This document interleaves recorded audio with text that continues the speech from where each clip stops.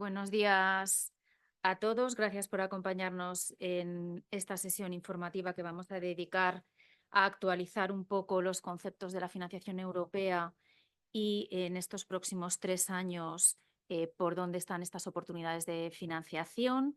Eh, Quisiera empezar simplemente comentando brevemente algunos resultados de un estudio que hicimos el año pasado y que estamos actualizando de forma trimestral, precisamente porque esta oficina y CEIM nace con la vocación de ayudar a las pymes, en este caso en particular, a aprovechar las oportunidades de financiación europea que pueden suponer los fondos Next Generation EU. Todavía se identifican un 30% de empresas que no han oído hablar de este tipo de financiación bajo ninguna de sus nomenclaturas, como fondos NextGen o fondos MRR. Es verdad que además un 30% de las empresas a las que entrevistamos para hacer este estudio nos indicaron que tampoco sabían muy bien dónde encontrar la información. En este sentido, os animo a aquellos que todavía no nos seguís a que os apuntéis a nuestra newsletter, que es quincenal y tiene un bloque dedicado a los fondos europeos precisamente para que conozcáis qué convocatorias van saliendo y sus requisitos. Y también incidir en que tenemos que intentar aprovechar esta fórmula de financiación. Nuestra vocación es que este servicio de asesoramiento que damos de forma gratuita a las empresas madrileñas sea un servicio de continuidad y que os ayuden no solo con esta financiación coyuntural que previsiblemente acabará en 2025, como son los fondos NextGen, sino que también os ayuden a transitar hacia el resto de vías de financiación europea que además tienen una trayectoria ya muy consolidada en la Unión. Yo, sin más, voy a dar la palabra a los profesionales de CEIM que os van a contar estas oportunidades de financiación y, como decía, tanto la Confederación como nuestros profesionales están a vuestra disposición para ayudaros en todo lo que podáis necesitar y, desde luego, será para nosotros un honor hacerlo. Jaime Velasco, director de la Oficina Técnica de Proyectos Europeos, va a hacer esta primera introducción general a la financiación europea y a las oportunidades que puede ofreceros. Jaime. Muchas gracias, Sara, secretaria general de CEIM, por la introducción a la jornada. Y muchas gracias a los que nos acompañáis, tanto presencial, de forma presencial como de forma online. Recuerdo a los asistentes presenciales que, porque habéis llegado algunos, que si queréis poneros un café, lo tenéis a vuestra disposición ahí en la mesa. Bueno, pues habiendo pasado ya 3 años de la puesta en marcha del plan de recuperación, desde la oficina técnica hemos querido dar una actualización sobre, hablando en Roman Paladino, cómo vamos, qué es lo que estamos haciendo y qué es lo que hay que ver de cara al futuro, ¿no?, respecto al plan de recuperación. Los fondos europeos han tenido mucha repercusión en los últimos años, sin que eso ayude muchas veces a tener una cierta claridad, ¿no? De decir, oye, finalmente, ¿qué es esto? O sea, hay mucha gente que todavía, como decía la secretaria general, ni ha oído hablar de los fondos europeos, ni sabe realmente qué es o qué son esos famosos fondos europeos, ¿no? Entonces, en parte por esa falta de información hemos querido hacer esta jornada, que es muy parecida a las jornadas que hacíamos desde la oficina técnica al principio de nuestra actividad, para volver a explicar qué es esto de los fondos europeos, poner todas las herramientas que hay a vuestra disposición y también poner a vuestra disposición la Oficina Técnica de Proyectos Europeos, que está aquí para ayudaros en todo lo que tiene que ver con la obtención de financiación europea. Así que sin más dilación, voy a compartir la presentación que vamos a utilizar en el día de hoy. Lo primero que vamos a hacer en el día de hoy va a ser explicar cuál es el marco de financiación de la Unión Europea, es decir, eh, qué tipo de fondos hay, para qué existen, hablando también de los programas que financia la Comisión Europea directamente. Después hablaremos de los fondos Next Generation y por último hablaremos quizás de las cosas más importantes de esta jornada, que son los créditos ICO, qué son y dónde conseguirlos, y los servicios que da nuestra oficina técnica. Bien, pues lo primero que queremos hacer es empezar hablando del marco europeo de financiación, ¿no? Porque esto de los fondos europeos se ha puesto de moda ahora, ¿no?, en los últimos 3 años, pero la Comisión Europea lleva dando fondos a proyectos de innovación desde hace ya muchísimos años, ¿no?, por lo menos una generación. Estos son lo que se llaman los fondos europeos de gestión directa, que se llaman de gestión directa porque los gestiona directamente la Comisión Europea. Los gestiona a través del presupuesto de la Unión Europea. En España, los presupuestos generales del Estado, por ejemplo, tienen una vida útil de un año, mientras que en Europa los presupuestos tienen una vida útil de 6 o 7 años, dependiendo un poco del marco, ¿no? Y ahora mismo estamos en el marco financiero plurianual, es decir, en el periodo presupuestario de 2021 a 2027. La Comisión Europea, como si fuera un gobierno nacional, tiene fondos propios que destina, como el gobierno de España, por ejemplo, a inversiones, subvenciones y financiación de ideas, ¿no? ¿A cuánto extiende el presupuesto que tiene la Comisión Europea para, hablando mal y pronto, repartir?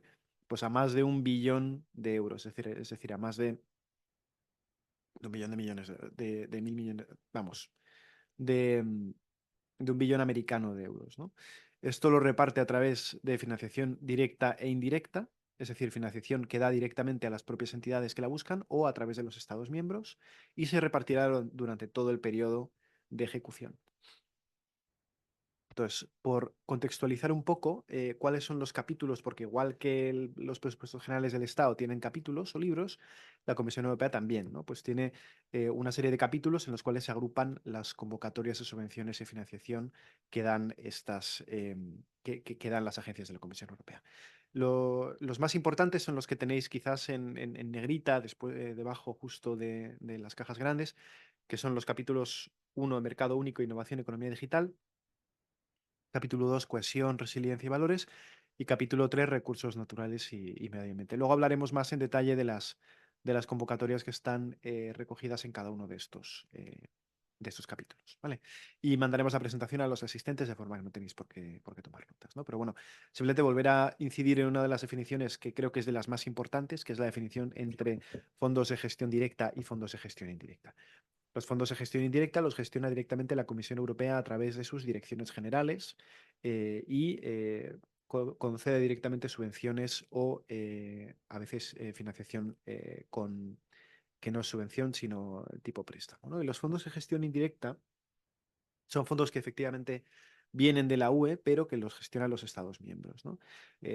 Quizás de los fondos más famosos de los que hemos disfrutado en España, que hemos llamado fondos europeos históricamente, los fondos FEDER, los fondos de cohesión, son fondos de gestión indirecta. Es decir, son fondos que vienen de la Unión Europea, pero los gestiona en este caso España o las comunidades autónomas, en el caso incluso de los FEDER, ¿no? Pero, sin embargo, por la crisis del COVID, se decidió que este mecanismo habitual de la Comisión Europea para financiar proyectos de innovación no era suficiente, sino que para poder salir de la crisis del COVID, que fue un shock exógeno, se necesitaban unas fórmulas distintas a las que se habían usado anteriormente en la Unión Europea para poder salir de crisis parecidas. Estoy pensando, por ejemplo, en la crisis del 2008, cuya respuesta fue la austeridad. En este momento, pues pasamos de un lado del péndulo a otro, ¿no? No solamente no vamos a la austeridad, sino que decidimos hacer una política expansiva, como en su momento pedimos los países del sur a la Comisión Europea, ¿no? De forma que mediante la creación de eurobonos, que una de las cosas a las que se habían negado los países más ricos de la UE, particularmente Alemania, se pudo generar una nueva estrategia para poder salir de esta crisis.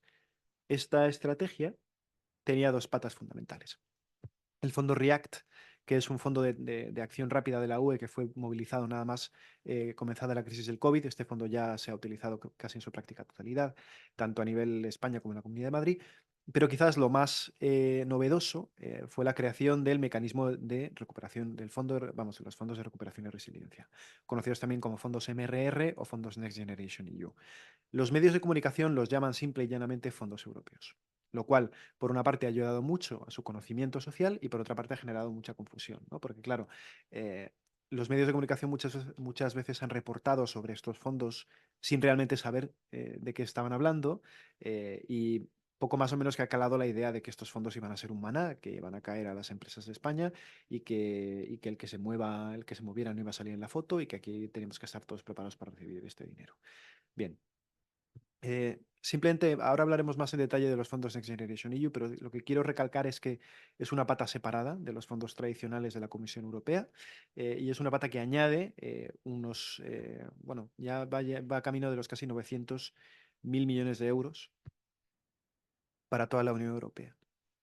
Esto se traduce en que a España van a venir por parte de los fondos Next Generation EU unos 160.000 millones de euros, tanto en modalidad de subvención, que ya han venido la mayor parte, como en modalidad de préstamo, que son los que están por venir.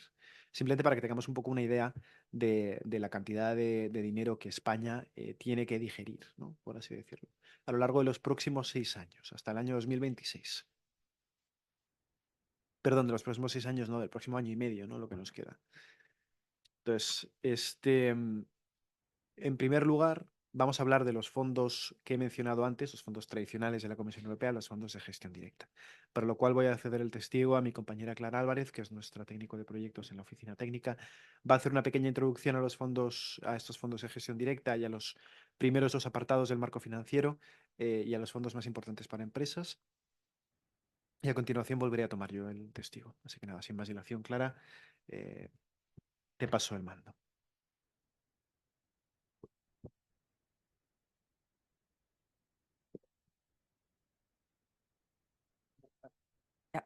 Buenos días a todos, en primer lugar. Bien, pues como ha comentado el director, vamos a comenzar con el primer bloque de fondos europeos, llamados los programas europeos de gestión directa. Como bien también ha mencionado Jaime, al principio este tipo de programas provienen y están gestionados a su propia vez por la propia Comisión Europea. Entonces, vamos a explicaros primero qué son, cuáles son los requisitos de participación, qué tipo de entidades pueden optar a ese tipo de programas y cuáles son las recomendaciones que elabora la propia Comisión Europea. En primer lugar, como os decía, son líneas de financiación gestionadas y concedidas por la propia Comisión Europea, subvención en proyectos de interés que tengan un gran carácter innovador. Las condiciones económicas son muy favorables, ya que muchos de los programas pues, subvencionan prácticamente el 100% de los costes, no todos, ya lo veremos más adelante, pero es verdad que hablamos de subvenciones con una cantidad, una dotación económica aproximadamente alrededor de 1 millón de euros o más. Luego, los tipos de entidades que pueden participar, es verdad que hay una principal ventaja porque pueden participar cualquier tipo de entidad, ya sean pymes, empresas grandes, centros de investigación, universidades, administraciones públicas.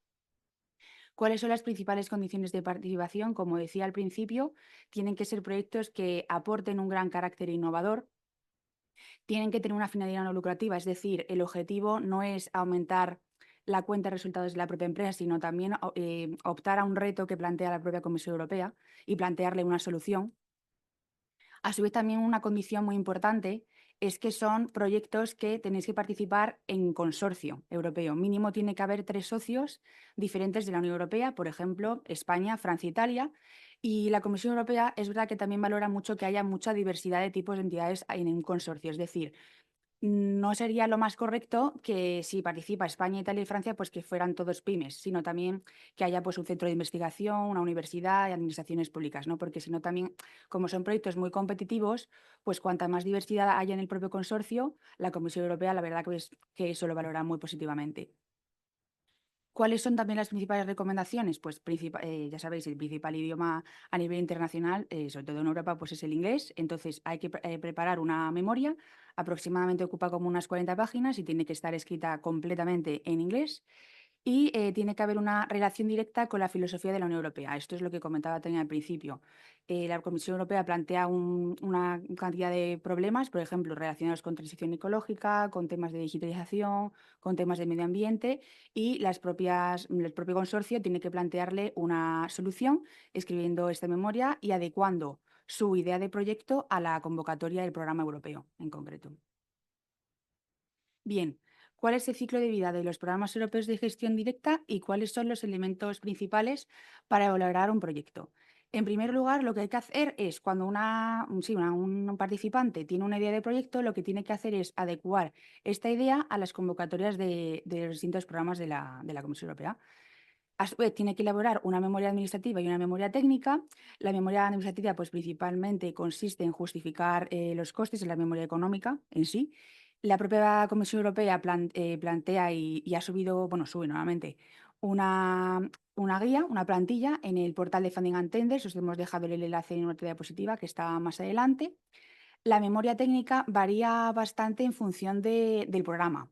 Normalmente está formada por 3 partes: implementación, impacto y excelencia, pero es verdad que eso también, pues, las condiciones y los requisitos están directamente en el portal de Funding and Tenders. Y por último, como os decía, pues hay que formar un consorcio internacional de al menos mínimo 3 países diferentes de la Unión Europea.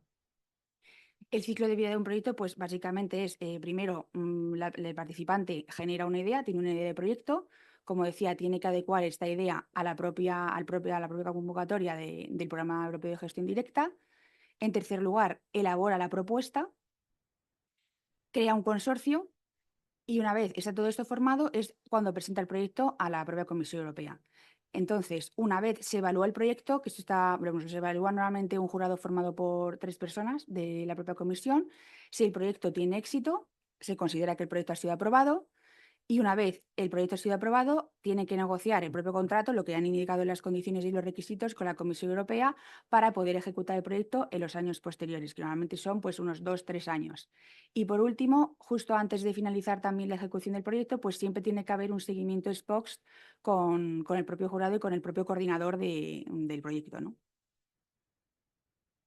Bien, ahora, como bien ha dicho Jaime, vamos a explicar detalladamente en qué consiste cada uno de los programas europeos. Los hemos dividido en 4 bloques.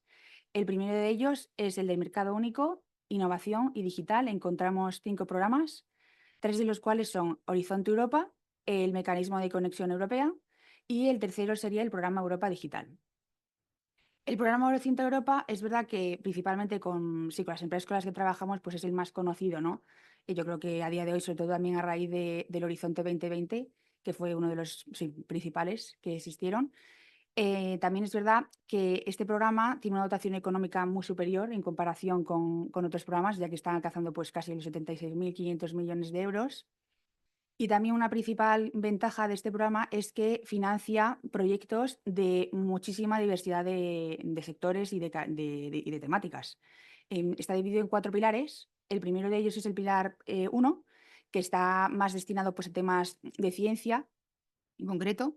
El pilar 2, que yo creo que es el que a día de hoy existe más convocatorias, ya que son más transversales y principalmente pues, está destinado pues, a temas de competitividad industrial, de maquinaria, de fábrica.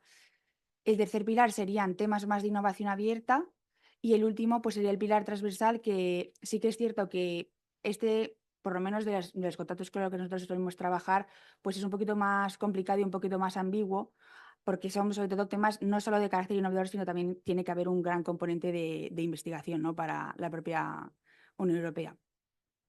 El segundo mecanismo sería el de conexión, en inglés, Connecting Europe Facility. Este programa principalmente está destinado a las redes transeuropeas y, pues principalmente financia proyectos destinados con temas de transporte, de transición energética, de conectividad digital y conectividad militar. Tiene que tener un gran componente de alto valor añadido y capacidad de arrastre y cuenta con una dotación económica de 18.300 millones de euros. En tercer lugar, encontramos el programa Europa Digital. Es cierto que las temáticas de inteligencia artificial, ciberseguridad, temas de digitalización avanzada, pues últimamente, me imagino que seguro que lo sabéis, la Unión Europea, la propia Comisión Europea valora mucho este tipo de proyectos. Es una temática pues, muy relevante a día de hoy para la propia Unión Europea y es verdad que cada vez encontramos a más empresas que se presentan a este programa. Y pues principalmente su principal característica y objetivo son temas de transformación digital, pues como decía, capacidad digital, interoperabilidad, ciberseguridad, inteligencia artificial.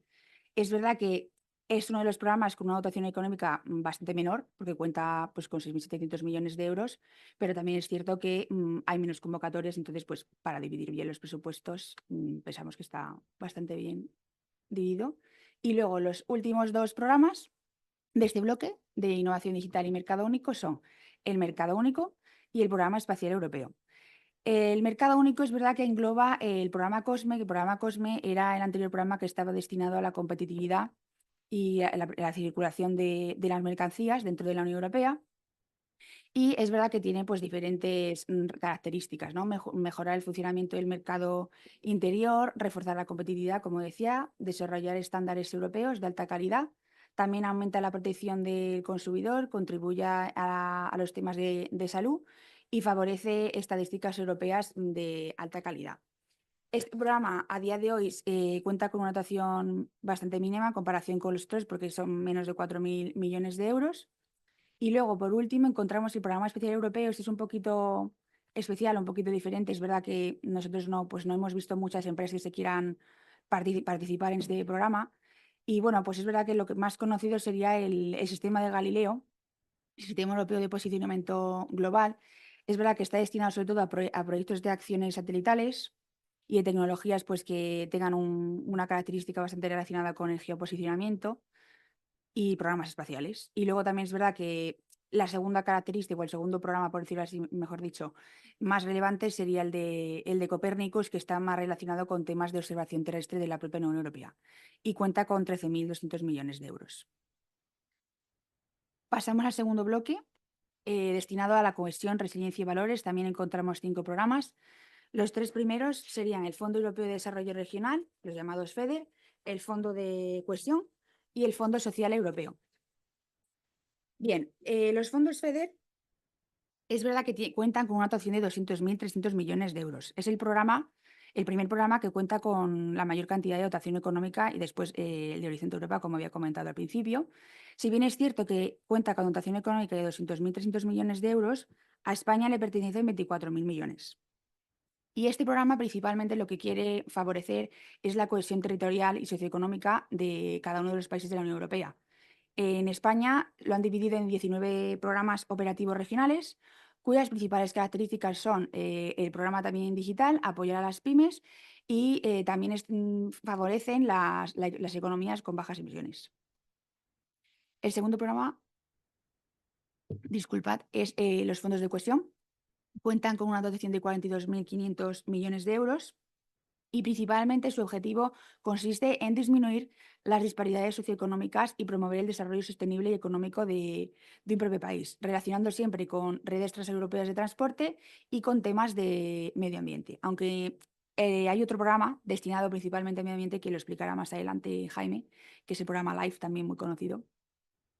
Luego, en tercer lugar, encontramos el Fondo Social Europeo, que principalmente apoya la creación de empleo y ayuda a las personas pues, a conseguir sus principales y mejores puestos de trabajo, ¿no? Con que tengan mayor calidad.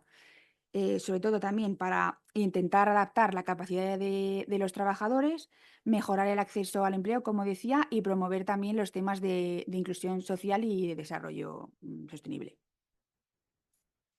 Y ya por último, dentro de este bloque encontramos el programa Erasmus Plus y el de Europa Creativa. Bueno, Erasmus Plus, si bien es cierto pues que es muy conocido por la movilidad de los estudiantes, ¿no?, en las universidades y centros de investigación, también es verdad que es un programa de financiación europea que ayuda a las empresas para mejorar pues, la formación de sus propios empleados, ¿no? Si bien es cierto que está dedicado principalmente a temas educativos y de formación, también hay convocatorias que ayudan pues, a crear, por ejemplo, mejores agencias y centros polideportivos relacionados con temas de deporte. Luego, hay 2 líneas bastante importantes, transversales, que son la alianza de conocimiento y la alianza de innovación. La alianza de conocimiento mejora la capacidad innovadora e intenta modernizar los sistemas educativos, y la alianza de innovación, su principal finalidad es abordar y reducir los desajustes de las capacidades en los temas de formación. ¿Eso qué quiere decir? Que lo que la Comisión Europea quiere que los participantes intenten crear sean nuevos planes de estudio, no solamente para temas de formación superior, sino también para temas pues de formación profesional y a nivel universitario. Y cuenta pues con casi 22.000 millones de euros.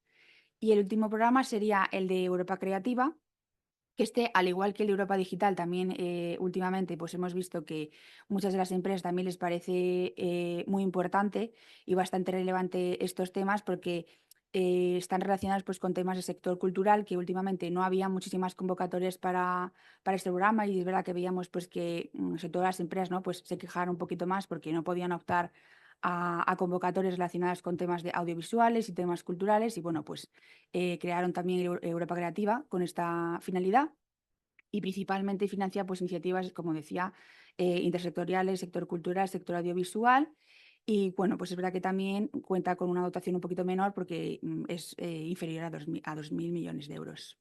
Y ahora pasaríamos al bloque 3, relacionado con recursos naturales y medio ambiente, que el director va a explicaros.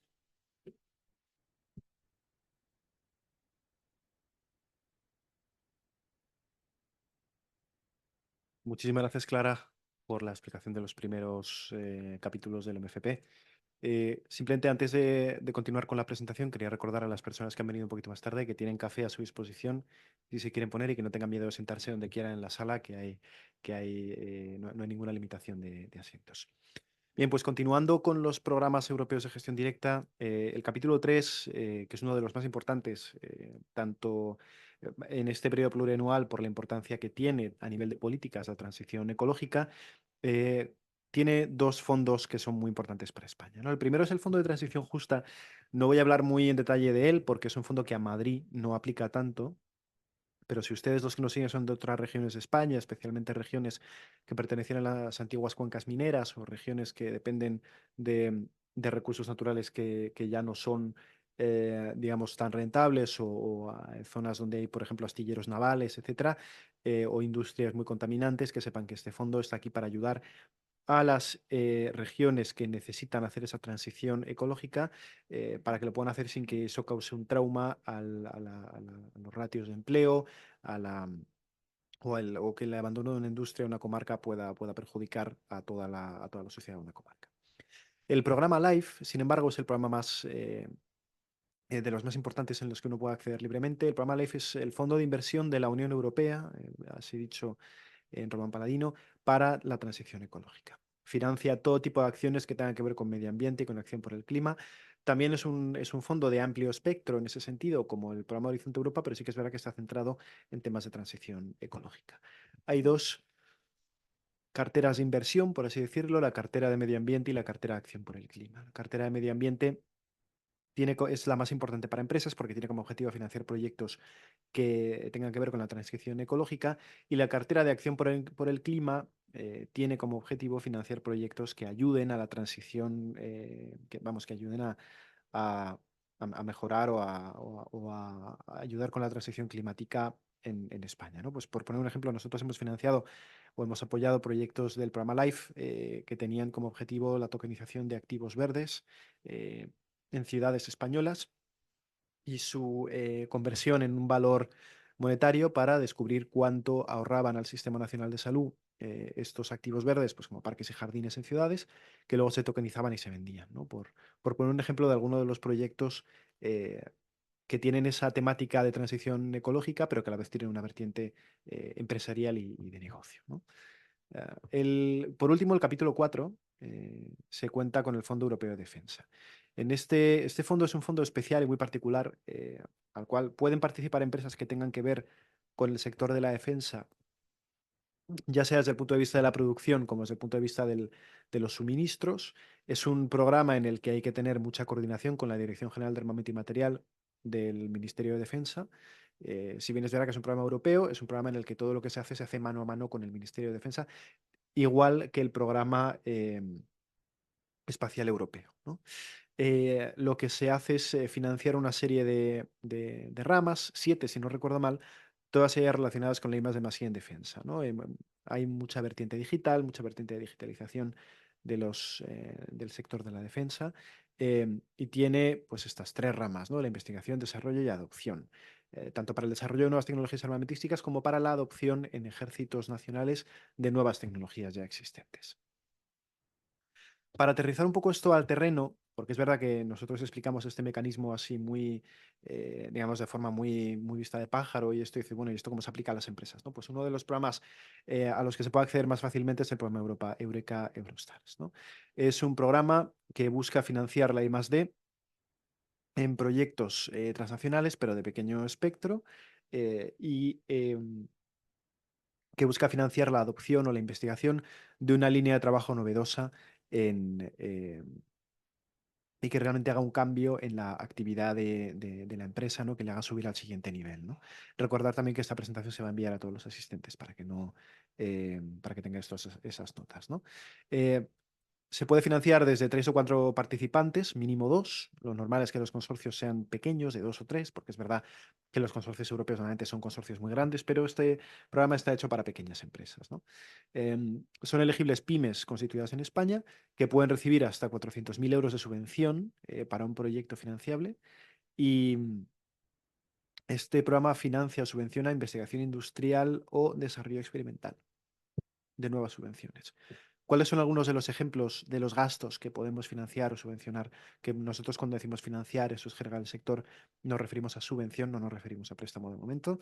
Eh, pues, por ejemplo, algunos de los gastos que podemos imputar a este programa, si lo obtenemos, pues son personal para el proyecto, es lo más importante para cualquier proyecto europeo. Los costes de personal, costes indirectos, viajes, materiales, costes de auditoría y gastos de subcontratación, etcétera. ¿Cuál es la clave para este programa Eurostars? Pues tener que contar con el CDTI para todo el camino de obtención o solicitud de esta ayuda, ¿no? Es verdad que es un programa europeo, pero muchas veces la Comisión Europea se apoya en partners nacionales, en este caso es CDTI, con los cuales hay que tener buen contacto y colaboración, ¿no? Entonces, ¿cuáles son algunos de los beneficios tangibles de recibir financiación europea? Porque, claro, nosotros hablamos mucho de cómo esto puede beneficiar, de cómo esto puede ayudar a proyectos de I+D+I, pero bueno, ¿cómo se traduce esto en una mejora empresarial, ¿no? Pues el 26% de las solicitudes recibe financiación, pues es una cifra cercana al 30%, lo cual es más de lo que se suele recibir en programas europeos en general. Los programas europeos son muy competitivos, de gestión directa, y el ratio de éxito está en torno al 10-15%. Este programa prácticamente lo dobla, ¿no? El 45% de los que participan en este programa acaba llegando a nuevos mercados internacionales, ¿no? Que es uno de los grandes beneficios que buscan las empresas que participan en este tipo de programas. El 84% de los socios del proyecto establecen relaciones a largo plazo, lo cual también es interesante para empresas que quieren internacionalizar su actividad. Y los participantes experimentan un aumento medio del 15% en su facturación anual. Es decir, que este proyecto europeo, como todos los proyectos europeos, no solamente tiene un efecto beneficioso en lo que se vaya a desarrollar, sino que tiene un efecto beneficioso para toda la actividad de la empresa. Por eso estos proyectos consideramos que son tan importantes y que es bueno y que se conozcan y que se presenten, ¿no? Luego hablaremos de cómo desde la oficina técnica os podemos ayudar de forma totalmente gratuita para conseguir estos proyectos, estos fondos, ¿no? Em, ¿Cuáles son los criterios que utiliza la Comisión Europea para evaluar, por ejemplo, una solicitud de un proyecto europeo Eurostars? Pues la calidad del consorcio, cómo justificas que la cooperación internacional da un valor añadido, la estructura de costes del proyecto, etcétera, ¿no? Hay otros criterios que tienen que ver pues, con el tamaño del mercado, la ventaja competitiva que puedes alcanzar, si tienes un buen plan de comercialización. Este es uno de los proyectos europeos, uno de los programas que financia proyectos con una vertiente más comercial y más de negocio. ¿Cuál es el grado de innovación? Yo diría que esto es la parte más importante de financiación de cualquier proyecto europeo. ¿Cuál es el nivel de reto tecnológico y cuál es el nivel de riesgo en el que te estás metiendo en este proyecto, ¿no? Ya os digo, no quiero meterme demasiado en este asunto, pero simplemente daros una idea de cuáles son los criterios que puede utilizar la Comisión Europea para evaluar un proyecto europeo. En esta diapositiva que os vamos a mandar veréis 4 enlaces que creemos que pueden ser interesantes, ¿no? Por una parte, el portal Funding and Tenders, que es el portal donde se publican todas las subvenciones de la Comisión Europea. Lo bueno que tiene la Comisión Europea es que, a diferencia de las autoridades nacionales, publica las convocatorias con varios años de antelación. Estamos a punto de ver cómo en algunos programas de trabajo se van a publicar las convocatorias para los siguientes 3 años, lo cual es una cosa que nos permite prepararnos con mucho tiempo de antelación para hacer un proyecto. Es que en España muchas veces tenemos que esperar a que un buen día salga algo en el BOE. En la Comisión Europea tenemos la ventaja de poder tener la preparación temporal. Os dejamos también el enlace al programa Eurostars, que es el programa que hemos destacado.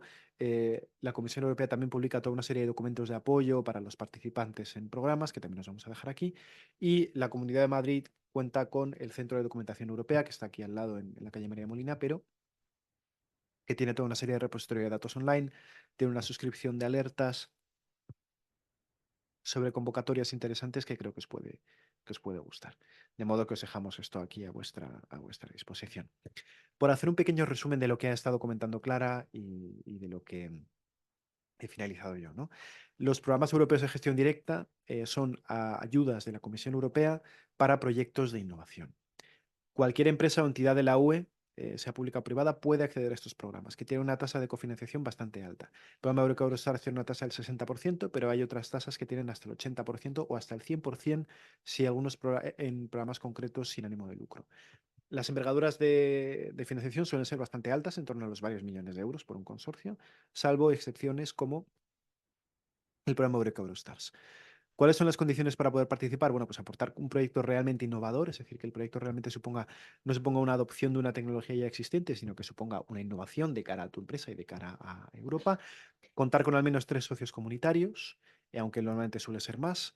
Tener una finalidad no lucrativa. En la mayoría de proyectos, por ejemplo, no es el caso de Eurostars, donde sí que hay que tener una finalidad lucrativa, pero en general tener una finalidad de I+D+I, concreto de la I pequeña, ¿no? Y tener normalmente que cofinanciar un 10, un 15% del proyecto con fondos propios. Son programas competitivos, pero es verdad que son cantidades de financiación que uno no obtiene casi nunca del sector privado sin tener que devolverlo, simplemente teniendo que justificarlo. Y ahora quería pasar al plan de recuperación, que ha sido una de las grandes novedades, como estábamos comentando al principio de la jornada, de la financiación europea, que se estructura y se organiza de una forma totalmente distinta a lo que acabamos de mencionar. Es útil entender en este sentido la financiación europea como dos caminos separados, ¿no? El camino de la gestión directa de la Comisión Europea y el camino de Next Generation EU. Estos fondos europeos Next Generation EU es verdad que son fondos europeos en origen y por eso tienen la etiqueta de fondos europeos, pero se comportan a todos sus efectos como subvenciones nacionales. Se publican en el BOE, en los boletines de las comunidades autónomas, y los gestiona el Estado español, las comunidades autónomas o a veces entidades locales, ¿no? De forma que eso es algo que siempre quiero incidir, que estos fondos Next Generation son fondos que operan a todos los efectos como fondos nacionales, aunque tienen la etiqueta de Next Generation EU cuando salen en el boletín oficial del Estado. ¿Cómo se ejecutan estos fondos? Bueno, pues efectivamente estos fondos son la respuesta más keynesiana, ¿no?, a la crisis del COVID. Se ejecutan en torno a un plan que elaboró el gobierno, el Plan de Recuperación, Transición y Resiliencia, por eso a veces veremos el acrónimo PRTR o Plan de Recuperación. Eh, Este plan busca conseguir 4 objetivos fundamentales, que es una España más verde y una España más digital, es decir, alineados con las dos grandes transiciones que quiere hacer la Comisión Europea, y añade otros 2 objetivos que ha puesto España motu propio, generar una España sin brechas de género y una España más cohesionada e inclusiva. Se divide a su vez en 10 palancas y en 30 componentes. La palanca quizás más importante para las empresas españolas es la palanca 5, modernización del tejido industrial turismo, que incluye todo lo que tiene que ver con pymes, ¿no? Pero también hay una palanca para impulso de las industrias culturales y el deporte, otra para economía de los cuidados y otra para infraestructuras, ecosistemas y transición energética, ¿no? Para decir qué tipo de líneas de actuación va a tener este programa, ¿no? Los 30 componentes recogen 212 medidas entre reformas e inversiones, que son finalmente las que luego se traducen en ayudas en convocatorias y subvenciones, ¿no? Por poner un ejemplo, simplemente para que veamos un poco cómo se está distribuyendo este dinero. La palanca 5, que es la que más va a ayudar a las empresas españolas, es de largo la que más dinero va a tener, con más de 16.000 millones de euros para destinarlos a subvenciones, ¿no? ¿Cuáles son las características que tiene que tener un proyecto europeo Next Generation? Bueno, lo primero es que para encontrar estos proyectos, como hemos mencionado, hay que remitirse al BOE, al BOCEM, en este caso de la Comunidad de Madrid, o a los boletines de los ayuntamientos o entidades locales, ¿no? Es útil en este sentido contar con buscadores o contar con alertas para poder encontrarlos, porque no aparecen en los portales de financiación del Funding and Tenders, ¿no? Los ámbitos más importantes en los que debería centrarse un proyecto son los ámbitos de la transición ecológica y la transición digital. Lo decimos porque la inmensa mayoría de proyectos van a estar centrados en alguno de estos ámbitos, ¿no? Cuanto más toque, mejor, pero centrarse en alguno de estos ámbitos o comenzar a conceptualizar proyectos dentro de una empresa que vayan en estas líneas es útil, ¿no?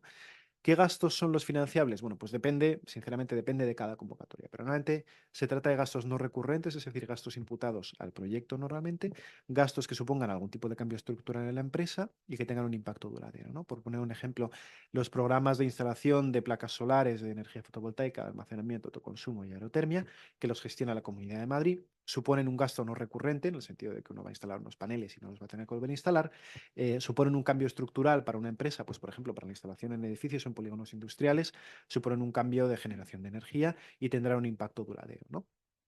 Esto es un ejemplo que podríamos decir clásico de los fondos Next Generation. Las inversiones que se ejecuten en estos fondos tendrán que tener un impacto sobre la resiliencia de la empresa. Es decir, tendrán que poder permitir que la empresa pueda resistir una crisis como la del COVID, súbita y sobrevenida, con más fuerza, con más entereza de lo que se hizo en la anterior vez.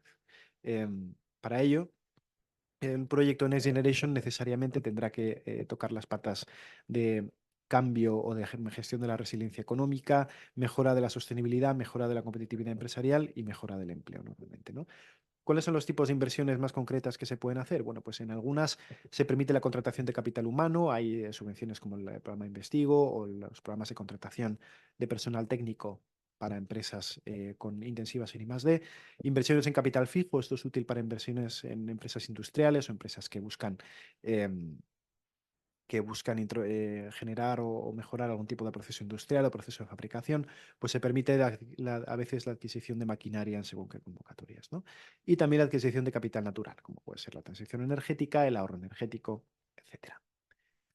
¿Cuáles son las tres palancas más importantes para empresas que nosotros hemos seleccionado dentro de este plan de recuperación? Bueno, pues la palanca 5, que hemos dicho que es la de tejido industrial y pymes, contiene en sí el componente 13 de impulso a la pyme, ¿no? Que son inversiones para el emprendimiento, para el crecimiento, el fomento de la digitalización y el apoyo a la internacionalización, ¿no?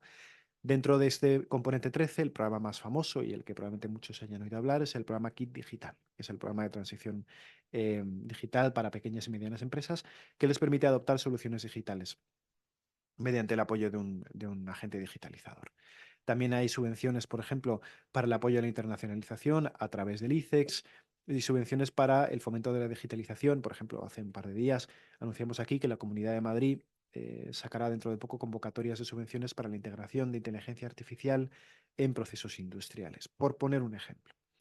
Luego, dentro de la palanca 7, educación y conocimiento, ya que la formación y el reciclaje de conocimientos es uno de los grandes retos o asignaturas pendientes del ecosistema empresarial español, se busca financiar mediante estas convocatorias acciones que contengan la introducción de inteligencia artificial para la formación, el desarrollo de nuevos itinerarios formativos, ¿no? Dentro de este palanca, la convocatoria que saca la Comunidad de Madrid cada X tiempo de upskilling y reskilling para la población activa es muy interesante, ¿no? En este sentido, lo que se hace es fomentar a través, que por todo lo pueden buscar en internet si quieren, hay una plataforma de empresas que le ayudan a conseguir esta ayuda de forma gratuita, igual que el Kit Digital, para reciclar los conocimientos, para adaptar a los empleados, sobre todo de pequeñas y medianas empresas, a la nueva realidad, que puedan tener esos conocimientos y que puedan tener, digamos, las capacidades necesarias para enfrentarse a la nueva economía, ¿no?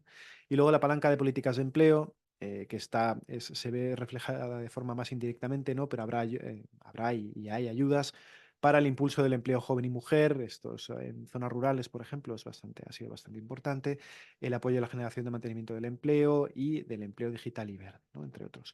Por poner unos ejemplos de las convocatorias de subvenciones que ha habido y continuará habiendo, eh, aunque por lo menos durante este año, en los fondos Next Generation.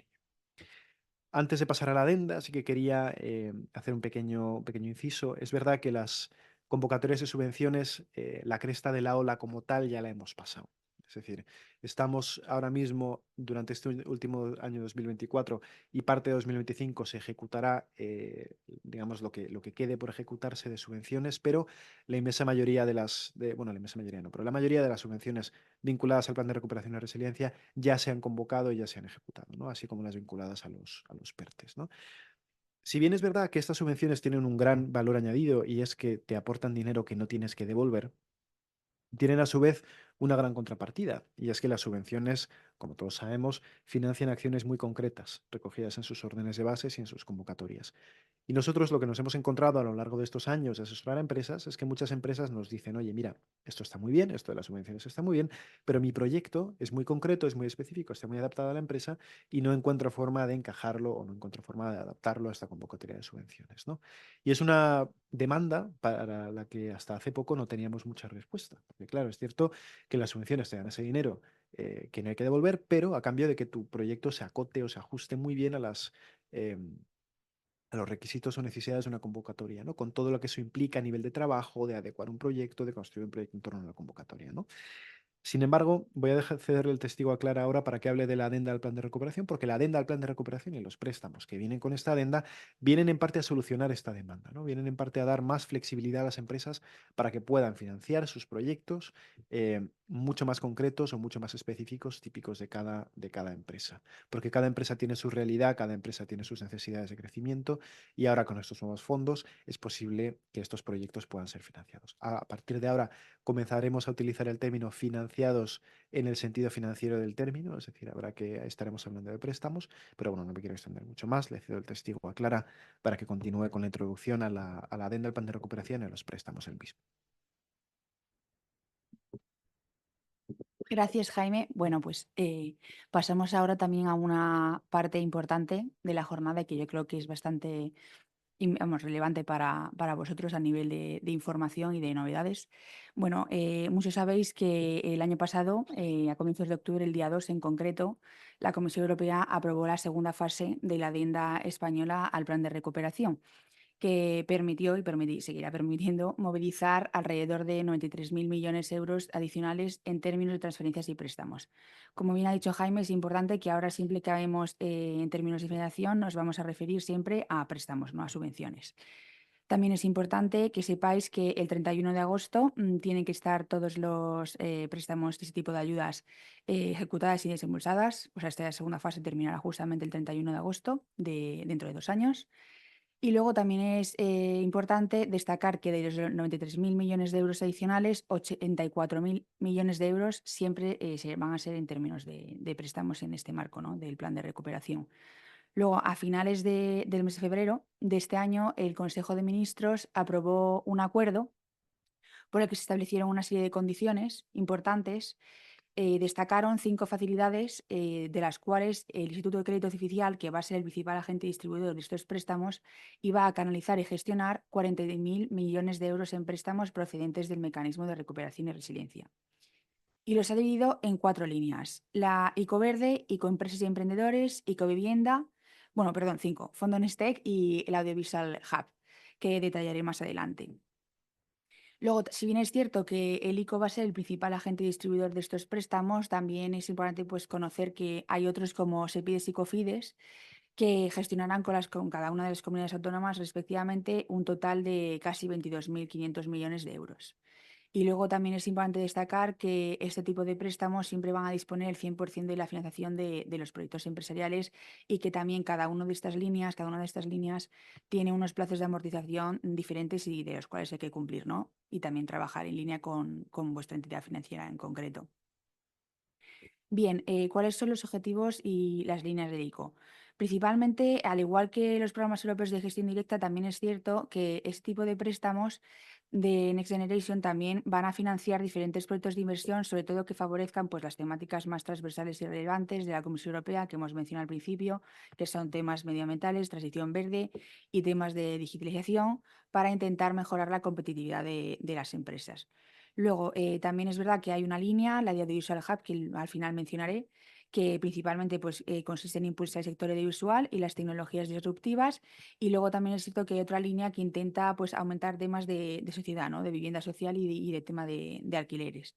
Y bueno, pues la principal finalidad, como he mencionado al principio también, es reforzar la competitividad empresarial y contribuir el acceso de esas empresas a nuevos mercados, ya que haya una mayor internacionalización de las empresas, ¿no?, a nivel español.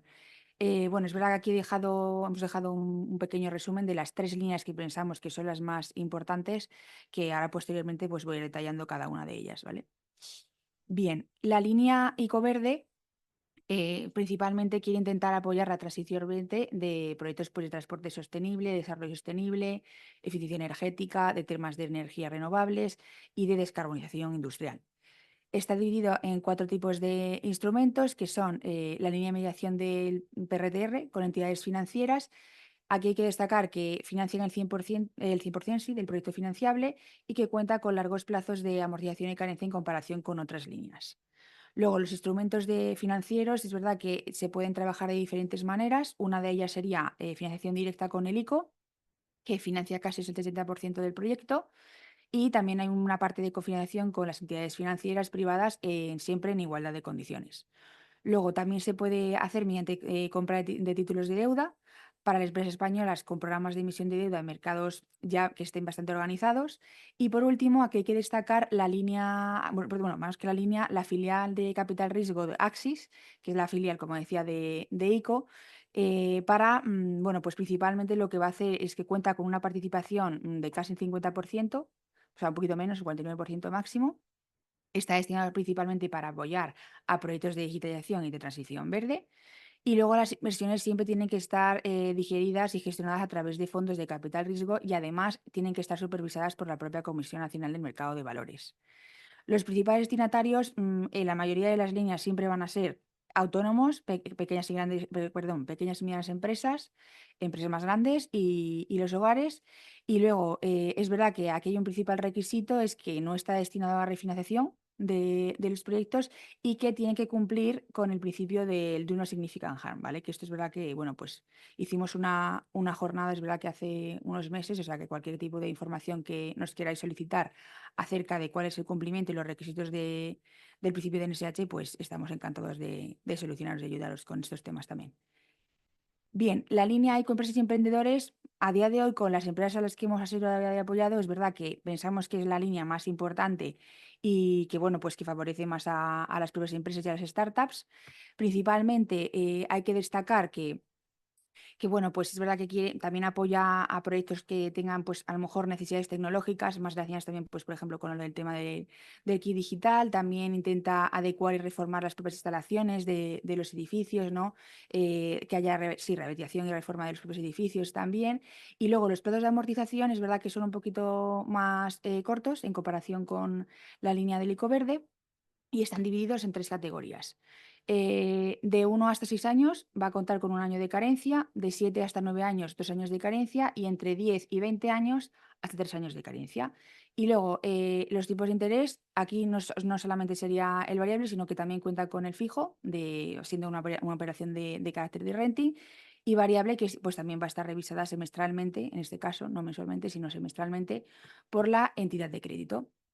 Al igual que en la línea de Ecoverde también pueden participar tanto autónomos, empresas grandes y medianas, pero es verdad que los principales beneficiarios de esta línea van a ser siempre startups y pequeñas empresas, medianas también alguna. Y luego el formato de operación, hay 4, van a ser en formato de préstamo, el principal, leasing, renting y también con líneas de crédito. Y luego, por último, el importe máximo por cliente a recibir van a ser, a día de hoy, 12 millones y medio, ¿vale? De millones de euros. El fondo Iconextech es verdad que hemos visto que últimamente pues, las empresas se les queda un poco grande porque principalmente financian proyectos muy potentes y muy grandes, ¿vale? Pero bueno, también no queríamos dejar de explicaros por si pensáis que pues, os podría venir bien. Es verdad que es una iniciativa conjunta, no solamente con el ICO, sino también además con Axis y con la Secretaría de Estado de Digitalización e Inteligencia Artificial. Y principalmente, pues esta línea está destinada a proyectos de digitalización transversales y que quieran, pues a sus empresas quieran mejorar sus capacidades digitales, que también atraigan y retengan al talento nacional e internacional innovador y que atraigan a fondos de inversión internacionales a empresas y proyectos nacionales. Los principales instrumentos van a ser contar con las participaciones propias de las empresas participantes y luego tiene que haber también unos compromisos de inversión que estén especializados y gestionados con cada una de vuestras gestoras. Por último, los criterios de inversión van a estar canalizados hasta el 49%, también contando con la supervisión de Axis y pueden ser con otros fondos diferentes, no solamente los de Next Generation, o con fondos directamente que sean gestionados directamente por el MRR. Bien, y luego es verdad que no hemos puesto, no queríamos detallar específicamente el fondo de Audiovisual Hub, porque es verdad que últimamente pues, no hemos visto muchas empresas con las que hemos trabajado que puedan optar a este fondo, pero no queríamos dejar de mencionarlo, ya que, bueno, pues es verdad que últimamente también hay empresas del sector cultural y sector audiovisual, pues que también es verdad que crearon vamos, con este objetivo la Comisión Europea creó también una línea en concreto que se llama la línea de Spain Audiovisual Hub, que la había mencionado al principio. Y bueno, pues quería también destacar que cuenta con 1.712 millones de euros, es la línea que cuenta con una dotación inferior en comparación con las otras tres. También los principales beneficiarios van a ser los autónomos, las pymes y empresas. Los instrumentos financieros, aquí hay que destacar que una de las características va a ser que no solamente van a estar supervisados por el ICO, sino también por Axis, y que aparte de trabajar con las propias entidades financieras de cada una de las empresas, también podéis participar adquiriendo un bono corporativo. Y principalmente, pues sí, el objetivo era financiar, como decía, proyectos del sector audiovisual, temas de digitalización, de teatro, de cine y televisivo. Bien, aquí como ha mencionado también Jaime al principio con los programas de gestión directa, también nos hemos querido dejar 4 enlaces importantes de la adenda al plan de recuperación y de fondos Next Generation. En concreto, hay una página principal que creó el Gobierno de España, que se llama directamente del PRTR, donde podéis encontrar información acerca de todos los PERTES, de todos los proyectos estratégicos y en qué consiste este plan de recuperación.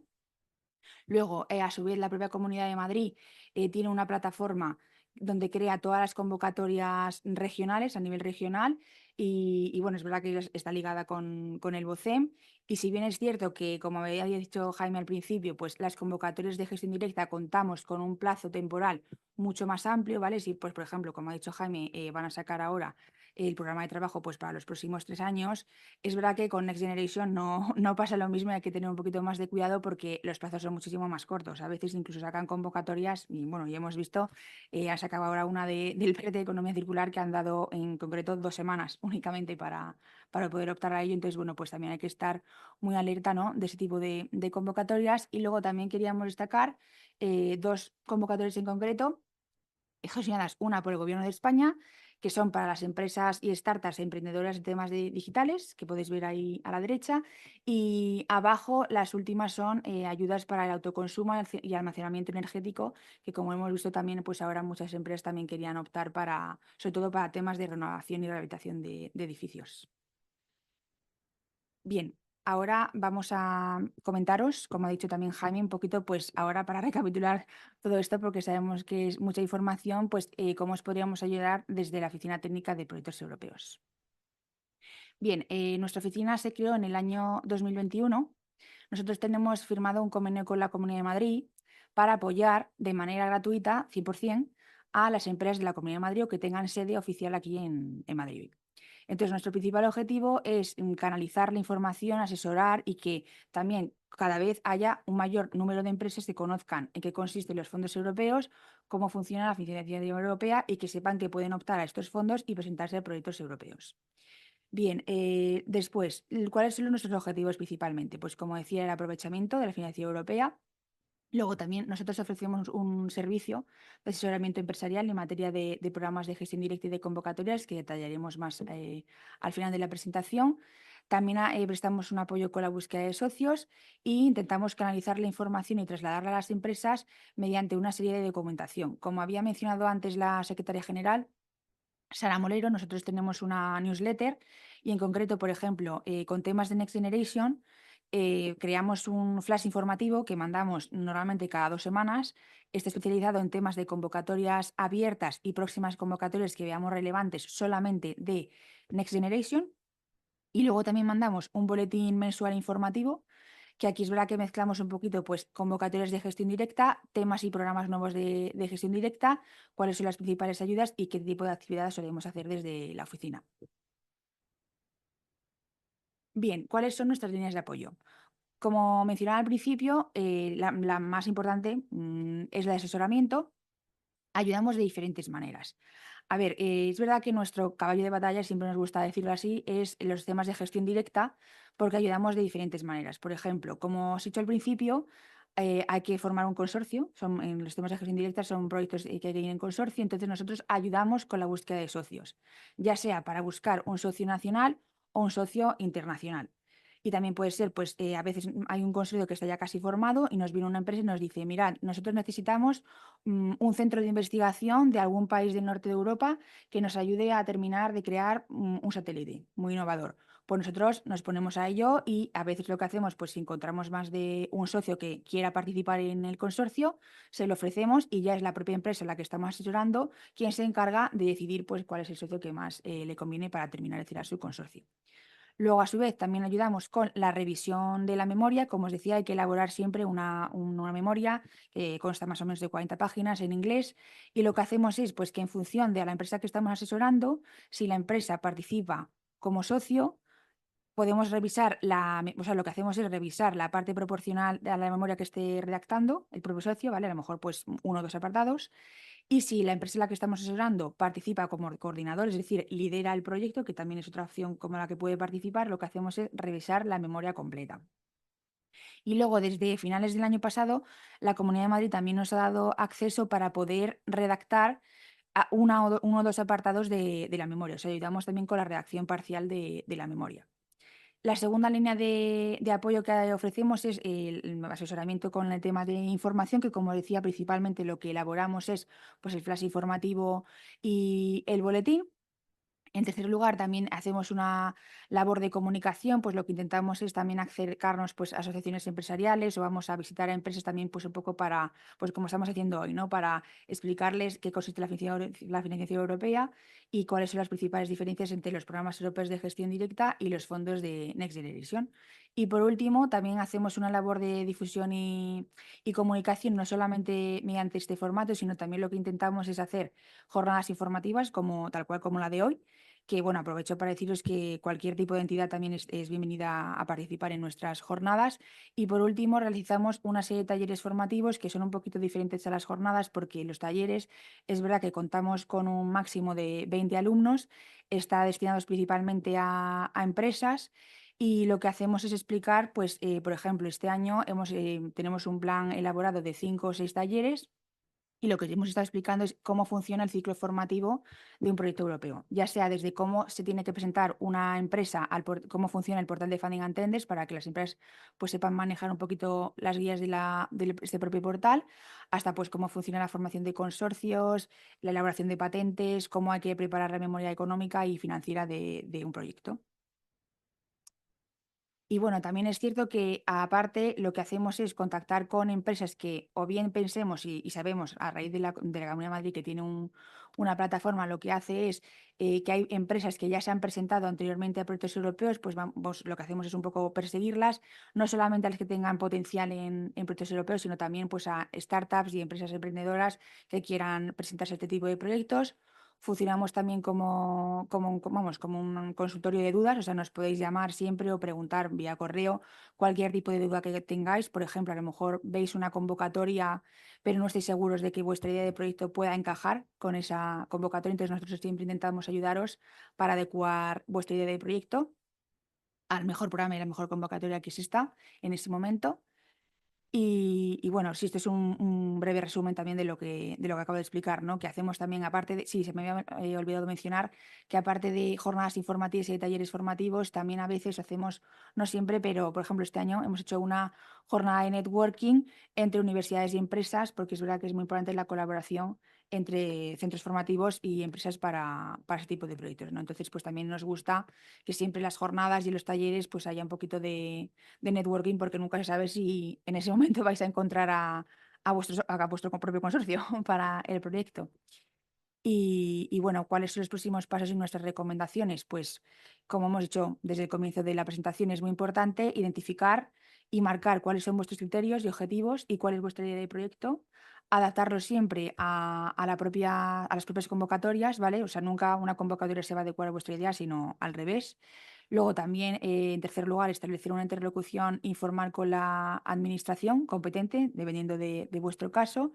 Y por último, que el consorcio pues, sea lo más variado posible y que también es importante que cuando un socio participe en un proyecto europeo sepa por qué está participando, qué va a aportar y cuáles son los resultados finales que quiere conseguir. O sea, no sirve meter un socio francés porque a lo mejor tengáis mejor relación con él, pero es que a lo mejor ese socio no es el más conveniente para ese consorcio, ¿no? Y bueno, pues eso sería todo. No sé si Jaime quiere aportar algo más. Muy bien. Muchas gracias, Clara. Nada, no quiero aportar mucho más. Muchas gracias por tu explicación pormenorizada, además también por decir también lo que hacemos desde la oficina técnica. Lo que quería decir es, bueno, coincidir en lo que ha dicho Clara, que estamos a vuestra disposición y que estamos aquí para ayudaros, ¿no? En todo lo que tiene que ver con información o apoyaros en todo lo que tiene que ver con proyectos europeos, ya sea en apoyo más tangencial o en apoyo más técnico, como ha mencionado Clara, ¿no? Dejamos ahí nuestro teléfono en nuestra dirección de correo para que nos podáis contactar. Bueno, pues nada, muchísimas gracias a todos por estar con nosotros de forma online. Publicaremos la grabación de la jornada en nuestras redes sociales próximamente y también os enviaremos la presentación a todos los que habéis asistido. Que sepáis que estamos a vuestra disposición para cualquier duda o pregunta relativa con fondos europeos, tanto yo como Clara, como Ana, que está también aquí presente, que trabaja con nosotros en la oficina, estamos a vuestra disposición. Os recuerdo a los asistentes presenciales que tenéis aquí café, ya está a vuestra disposición para los que queráis tomarlo, y que nosotros también estamos a vuestra disposición ahora para hablar o tratar cualquier tema, duda o pregunta. Así que también avisaros de que la semana que viene organizaremos una jornada que también será híbrida sobre, ya será la última antes de irnos de vacaciones, sobre la financiación europea en cascada. Son fondos europeos que se dan a través de otros, digamos, se llaman en cascada porque se dan a través de programas europeos en sí mismos, dan menos financiación, pero es más fácil de conseguir, especialmente para empresas pequeñas, ¿no? Vamos a traer expertos en financiación en cascada que hablarán de qué es esto de la financiación en cascada y cómo conseguirle para qué tipo de proyectos. Bueno, no son para proyectos más de pyme, más centrados en proyectos más concretos que no tienen un ámbito tan europeo. Así que nada, os invito a todos a venir. Muchas gracias a todos por vuestra asistencia y estamos a vuestra disposición. Gracias a todos.